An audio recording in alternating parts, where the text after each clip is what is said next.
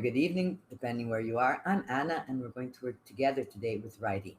I hope you're ready for a very busy class. We have lots to cover. So, in writing in OET, one of the main concerns is word count.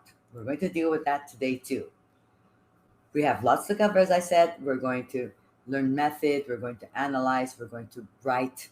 So, you can grab a pencil and paper or a pen and paper, or you can open a doc and share the screen, part of the screen with our class and the other half with a document. So, verb tenses. Now, verb tenses in English and all languages are important because they define the message. Each verb tense has a very specific function. So, I would say that more important, not only is it important to know the structure for sure, but the function. When do we use each verb tense? So, if you're not really confident, I would suggest that you include in your study periods understanding the functions of verbs. For instance, simple present. When you want to make a statement, you use simple present. If you want to describe an ongoing action, it's a present continuous. If you want to connect past to present, you use a present perfect. So each verb tense has a purpose. If you're dealing with a simple past, it's to show clearly that the action has been concluded. If it's a past continuous, it's describing an action at a specific time in the past. So each verb tense has a function, and I recommend that you not only learn the structure but also the functions. In particular, simple present, present continuous, present perfect, simple past, past continuous. These are important. And the simple future. Okay? What what is included in the writing? Well, it's a test that requires you to read and analyze the task. You have to read and analyze case notes, and there are several types of letters. It can be referral, discharge, transfer. We never really know what kind of letter you may get, so that's why you have to prepare for all of them. For you to read, you should take around 5 minutes, and during the reading time, you're going to determine who you will write to and what action they should take. So that's your job during the reading time. You should also read the case notes and understand key facts about the condition. And of course, the headings and subheadings will help you, they are a guide. And identify relevant information and decide if it is highly relevant or quite relevant. Why is this important? Because the word count is directly related to identifying relevant information. One of the reasons that the word count is a guide is to guarantee, or at least to guide you, not to include repeated and irrelevant content, because you have a word count, you have a limit. So it kind of like sets some limitations to help you select the relevant information. And then the writing is done in 40 minutes. You have to plan. Oh, consider that you will always have a letter, 3 to 5 paragraphs. Today we're going to work with background information. Not always is the background information included. For instance, if you're writing to a GP, most of the time you don't include the background information because the GP is aware of the patient's conditions. So you only include what is relevant for, let's suppose the patient was admitted to the emergency. So the letter to the GP will include information about the specific visit to the ER. Okay?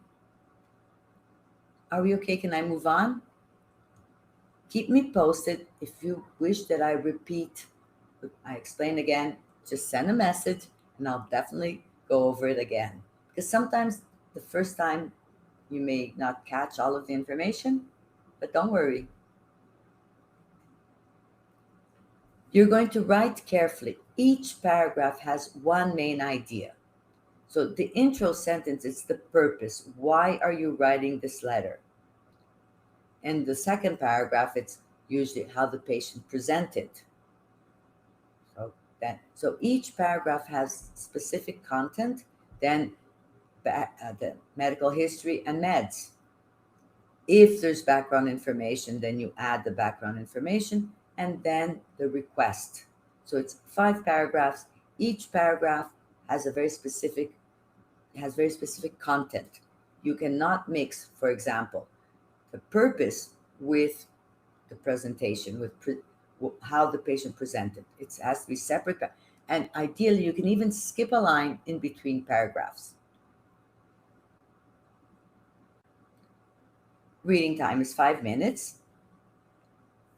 You need to identify who are you writing to, what actions should be taken, key information, what key information is needed, what prior knowledge do they have. While reading the case notes, there are 3 columns or 3 categories to consider: relevant, repeated, and not relevant. Let's work on this together. Here we go. So, first of all, when you begin, you check to see who you are. Right at the top, it says who you are. If you are an emergency doctor, if you are the GP, and then you go to the writing task. So, step 1, who are you? Who is writing this letter? Then step 2, writing task. Using the information given in the case notes, write a letter of referral to Dr. Jones at the Newton Memory Clinic, 400, and then the address you have there, to provide him with your evaluation and request a full memory assessment and diagnosis. So you have the name of the doctor, what is he specialized in, the address, and the request. In your answer, expand the relevant notes into complete sentences. Use sentence and not note form. Use the letter format, that means with the greeting and the sign off. And use 180 to 200 words for the body of the letter. So the address, and that is not included in the word count. Okay? So right now, who am I writing to? Who are we going to write this letter to? Can you identify?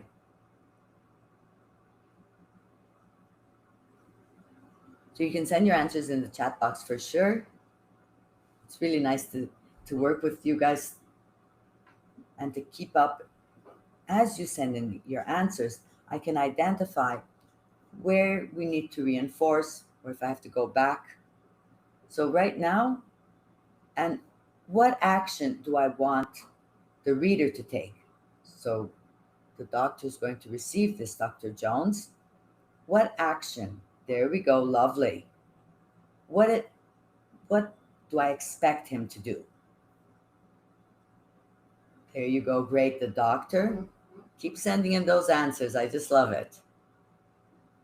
The next question then is, what action do I want the reader to take? Great to see the answers coming in. And what is this doctor going to do?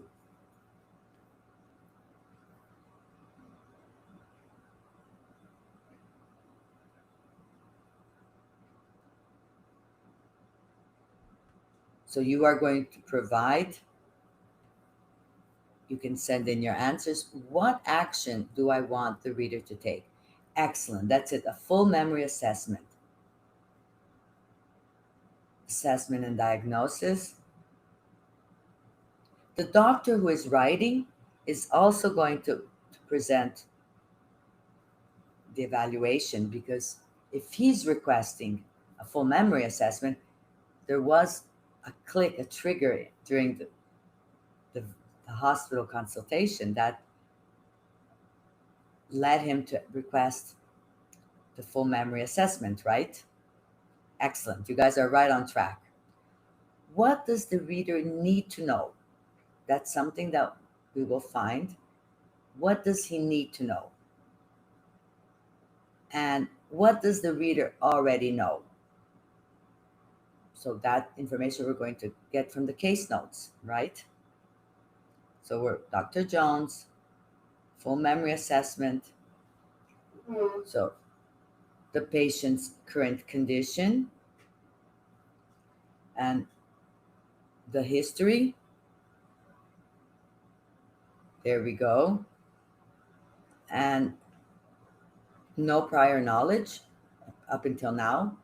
Let's check in the case notes, right? Once this is done, in the case notes, once again, 3 categories: relevant, repeated, not relevant. And this is connected to word count, of course, and content in being concise, because that also will be evaluated. Remember, doctors and healthcare professionals are busy. You have to be objective, concise, with relevant information. No repetitions. Avoid being redundant as well when you're writing. So these are the case notes, and it says, your long term patient, Mrs. Welshman, has attended your GP surgery with her daughter. Both are concerned about Mrs. Welshman's memory. So you have date of birth, her marital status. We're going to now, I've highlighted for you guys what is relevant. So whatever is in red is relevant. Of course, the patient's full name and date of birth. If date of birth is not provided, you will inform the age, because then the age will be provided. We can see that the relevant information is here. It will be related to your request as well. What is the request here? For a full memory assessment. So as we read the case notes, we target and focus on content related to the memory test. And here we find the information in red, it's related. There we go. You guys are doing really well in the chat box. Great comments and answers, in fact. So we have the relevant information in red. If you take a look, this part in blue, it's repeated. We don't want repeated information. So we will see here a part, for example, mother, grandfather, right here, Alzheimer's disease. And here we see again, a daughter discussion, long memory, weight, look, notable weight loss. So we find it repeated. The weight loss here, the weight loss, we don't want to repeat that information. So you have to really be careful. And finally, you will see the information black. All the information black is not relevant. The past medical history, what happened in 2017, reports from the occupational therapist, community support, home care provided. This isn't relevant for the request. The request that is at hand now is a full memory test. That's why it's important identifying relevant information. You will avoid being repetitive, redundant, and including irrelevant information. That's how you boost your scores. Okay? And there are several points here that refer to memory problem. It says, went missing in shopping, was found, talks about the aggressive behavior. Once again, in the mini assessment, this is the doctor who is writing his evaluation. Based on his evaluation, now he's requesting a full memory test. Okay, so let's get started. OET requires you to be flexible in the sense that You will select what is necessary for that specific task. That's why templates just don't work, because each letter is a different letter type, referral, transfer. The information to will the selection of the information will depend upon the task at hand. Templates do not work. Once again, today we will focus in paragraph 4, which is background information. You don't necessarily always have background information that needs to be included in the letter. You will address the recipient. So there is that little outline that if you haven't memorized yet, you need to memorize it. The name of the doctor, the specialty, the address. You will take notes and plan. How many paragraphs? The purpose paragraph, medical, how the patient presented, medical history and meds, background information, request. Do you have information for all of these paragraphs in the case notes? Fine. If not, you're going to skip. Usually you will skip, for instance, medical background and meds. If you're writing to a GP, you don't need to include that. Definitely not, because the GP is aware. Now, if you prescribed medication during an ER visit, then you will include the medication that was prescribed during that specific visit.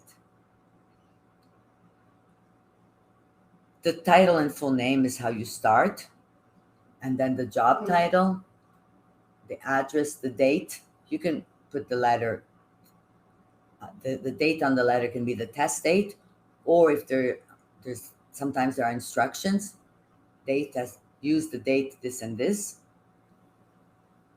What this letter refers to, it is the patient's full name, a title like Mr., Miss, Mrs., full name, and age or date of birth.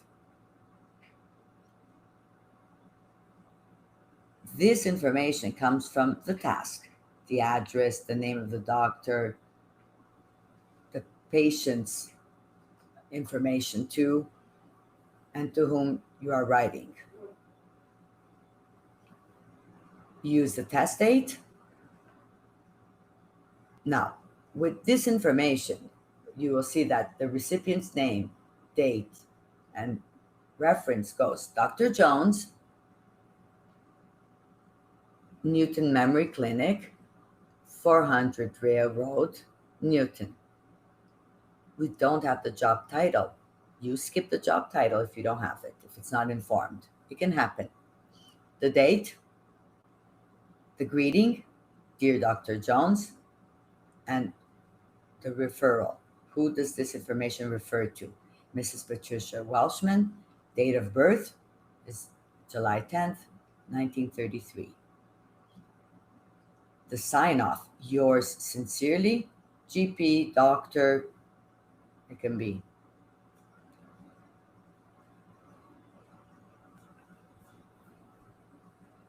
The information in the paragraphs, they come from the case notes.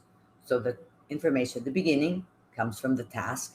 The information in the case notes you will use to write the paragraphs. So the case notes provide information to write the paragraphs. Decide how many paragraphs and what will go in each paragraph. Today, we're going to work with the background paragraph. And you always ask yourself, what is the key information the recipient needs? You are requesting a full memory test. Of course, there is an evaluation that was done by the doctor in the ER, and that's what you need to include. That the recipient, the doctor who's going to do the full test, needs to be aware that a previous evaluation was conducted. Always be brief with the additional information. Avoid being redundant and repetitive. Using pronouns is a great hint. By using pronouns, you avoid a lot of repetition. So the case notes, here we go.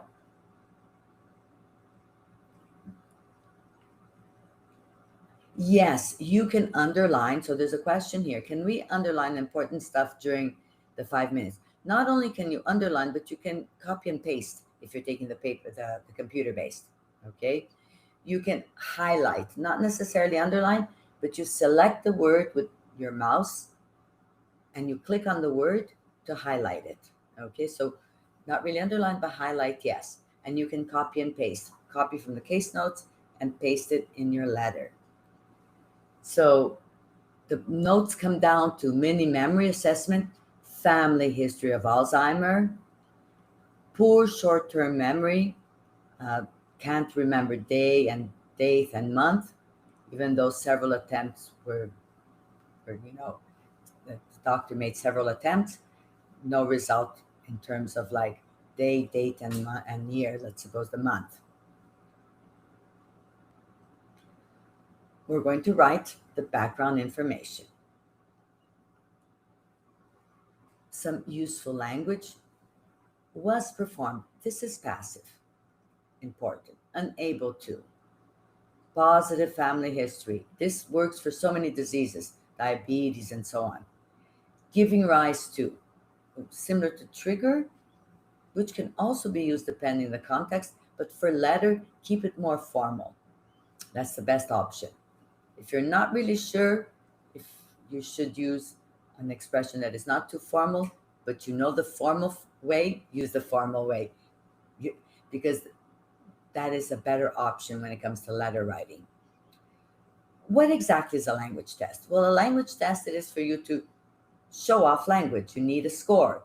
And in order to get the score, you have to show that you know language. How do we show that you know language? We're going to showcase your language. That means including language components that will boost your scores.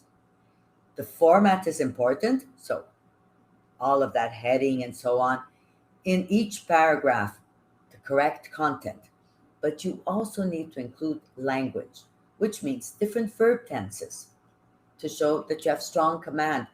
Using different verb tenses is very common when we're writing a letter because some events happened in the past, some events started in the past and are connected to the present.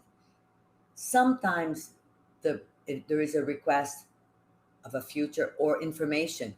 Let's suppose I'm requesting a test, but there's already a consultation scheduled to discuss the result. So that has to be informed that the patient will go to the clinic for an appointment to discuss the results. Therefore, you will request the results to be delivered prior to that date. So, as you write the letter, it has different verb tenses. By using the correct verb tense, this is how you showcase language. 350 is usually the average score, sometimes 300 for some careers and for some purpose, for depending the purpose that you're taking the test. But you still need to show some kind of language to get this right. Spelling mistakes, that can seriously reduce your marks. So be sure that you, principally when you're using information from the case notes, that you should copy. That means you definitely should not misspell. So you can copy and paste. Okay, here we go.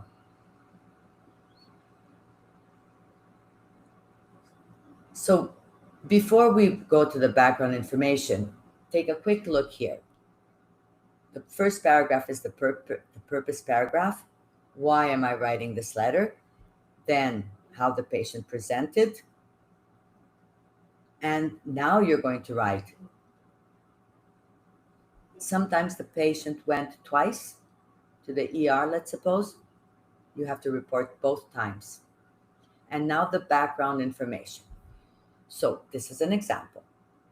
Mrs. Welshman, every time you begin a paragraph, you must cite and include the patient's name again. So every time you begin the paragraph, Mrs. Welshman, then throughout the paragraph, you can use pronouns she, the patient, her. But to begin the paragraph, you mention the patient's name. Mrs. Welshman has a positive family history of Alzheimer's disease, giving rise to concerns about her recent behavior. This is all information from the case notes. A mini memory test was performed. So look at passive here, which, this is a complex sentence, you're using a relative pronoun here to connect, which found her short-term memory to be poor, and she was unable to recall the day, date, or month. So this is background information. In this case, relevant and important because the doctor is requesting to the other doctor, to Dr. Jones, to do a full assessment, a full memory assessment. This is what the doctor has already evaluated. So you will include it. This is the full letter. Let's take a moment then to, it says, thank you for seeing Mrs. Welshman, who requires further assessment for the deteriorating state of her memory. So Mrs. Welshman to begin, and then her memory, referring back to the patient. So you begin. The next paragraph, Mrs. Welshman again, and then you present information. The next paragraph, Mrs. Welshman again, and the request. It would be beneficial for Mrs. Welshman. Every time you start a new paragraph, you mention the patient's name. Only then can you use pronouns. Always observe the greeting, dear Dr. Jones. Sometimes it's an occupational therapist, so not a pharmacist. Not always this is going to be doctor. Observe carefully to be sure that you address your letter, that you write the greeting appropriately. If you're writing to a pharmacist, to a social worker, okay, then you're going to use the titles, Mr., Miss, or Mrs. Does it make sense? Okay, so only if it's a doctor will you use doctor. If not, if it's another occupation or another job title, you will use the titles Mr.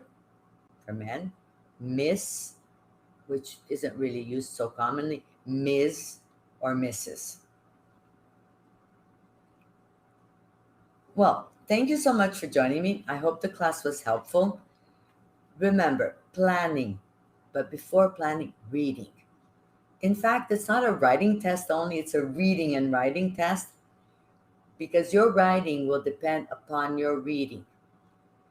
Learn to identify in the case notes relevant information.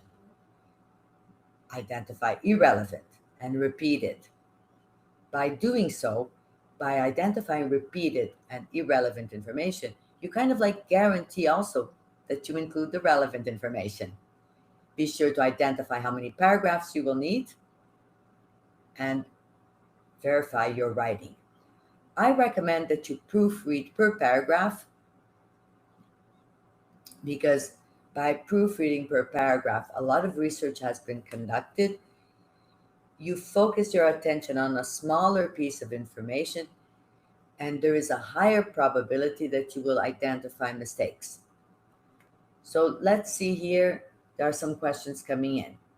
If a patient is on regular antihypertensive and insulin for diabetes, should I mention it if I refer a patient to an orthopedic surgeon? Well, since it's a surgeon, I'm not a doctor, but if I analyze it carefully, a diabetic patient is always an alert for surgery. So I would include it, definitely. Does it make sense to you, including it? For this matter, because you're writing to a surgeon. When writing to the patient's wife to outline side effects, should we mention all of them? Common side effects and serious ones, like randomness? If yes, be explained. Okay, you will mention, you will only explain if in the case notes there is an explanation as well. You don't add information that is that you do not that is not in information that is not in the case notes. You don't add external information, let's suppose. Okay? Even if you may think it would be necessary, you're under a test condition for a language test. Remember, your professional knowledge is not really being tested. Even if you repeated info, just mention it once. Identify, should the info be part of the how the patient presented? Should the info be part? You need to identify where to include the info once, because the info will belong to one of the paragraphs. It will either belong to the purpose, to the how the patient presented, to the medical history and meds, to background information. Okay.